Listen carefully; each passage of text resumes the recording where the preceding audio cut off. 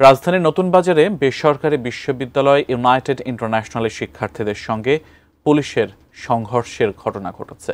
সকালে বিশ্ববিদ্যালয়টির ২৬ শিক্ষার্থী বহিষ্কারের ঘটনায় রাস্তা অবরোধ করলে সংঘর্ষ বাধে।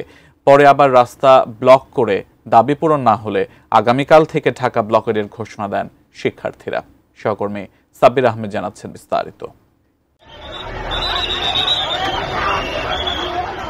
ইউনাইটেড ইন্টারন্যাশনাল বিশ্ববিদ্যালয়ের ২৬ শিক্ষার্থী বহিষ্কারের ঘটনায় প্রগতি সরণির নতুন বাজার এলাকায় রাস্তা অবরোধ করে শিক্ষার্থীরা। ফলে শনিবার সকাল থেকে তীব্র ভোগান্তিতে পড়ে সাধারণ মানুষ। কিস্তি মিস্তি আছে, বউ বেরিয়ে আছে, বাচ্চা পোলাপান আছে, এখানে বসে থাকলে তো আর চলবে না। আমাদের ৩ ঘন্টা হয়েছে। এটা তো কি আন্দোলন তাদের হবে? ভার্সিটিতে আন্দোলন করতে, এখানে করে জনদুর্ভোগ বাড়ানোর তো কোনো অর্থ নেই। পুলিশ বারবার বুঝিয়েও শিক্ষার্থীদের রাস্তা থেকে সরাতে ব্যর্থ হয়। এরপরই বল প্রয়োগে যায় পুলিশ, শুরু হয় ধস্তাধস্তি।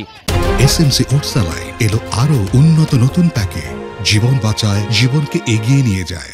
পুলিশের সঙ্গে শিক্ষার্থীদের এই ধস্তাধস্তিতে আহত হয়েছেন বেশ কয়েকজন। পুলিশের সঙ্গে ধস্তাধস্তির পর 10 মিনিট এই সড়কের যান চলাচল স্বাভাবিক ছিল।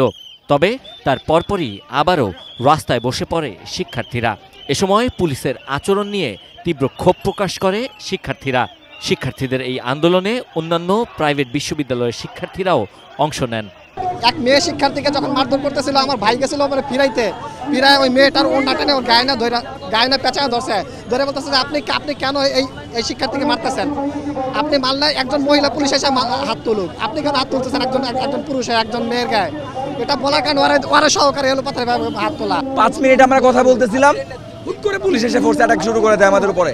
বিশেষ করে এখানে মেয়ে যারা ছিল, মেয়েদের উপর পুলিশ ডিরেক্টলি মেল পুলিশ একদম অ্যাটাক শুরু করে দেয়। আমাদেরকে পিটাতে ওই পর্যন্ত নিয়ে যায়। তারা এখনো জানায় না তারা আমাদের উপর কেন অ্যাটাক করেছে। বহিষ্কার আদেশ প্রত্যাহার সহ 5 দফা দাবি না মানলে আগামীকাল ঢাকা ব্লকেট কর্মসূচির হুঁশিয়ারি দেন তারা।